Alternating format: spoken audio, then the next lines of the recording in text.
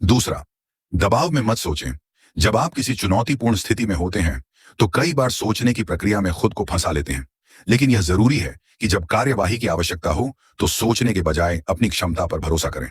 मान लीजिए आप किसी खेल में हैं और आपको तुरंत फैसला लेना है। उस समय सोचने में वक्त बर्बाद करने से काम बिगड़ सकता है। अगर आपने किसी स्किल को सही तरीके से सीखा है तो उस पर भरोसा करें। उदाहरण के लिए, जब कोई पायलट विमान उड़ाता है तो उसे हर कदम के लिए सोचने की जरूरत नहीं होती, उसने पहले से ही किया होता है। इसी तरह आप भी अपने प्रैक्टिस पर भरोसा करें और काम को तेजी और कुशलता से करें। तीसरा, अल्टरनेटिव्स पर विचार करें।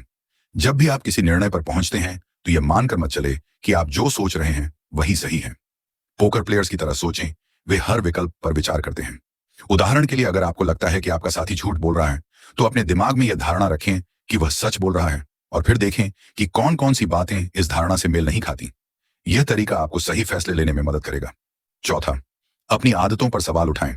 हमारी हैबिट्स हमें कंट्रोल करती हैं। उदाहरण के लिए, अगर आपको महंगी वाइन पसंद है तो क्या आपने कभी सोचा है कि यह पसंद आपकी अपनी है या समाज ने आपको यह सिखाया है?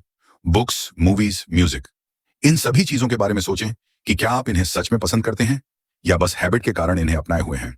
जब आप अपनी हैबिट्स पर सवाल उठाएंगे तो आप अपनी असली पसंद को समझ पाएंगे और जीवन का अधिक आनंद उठा पाएंगे। पांचवा, लंबे समय तक शॉवर लें। कई बार हमें किसी समस्या का हल तभी मिलता है जब हम तनाव मुक्त होते हैं।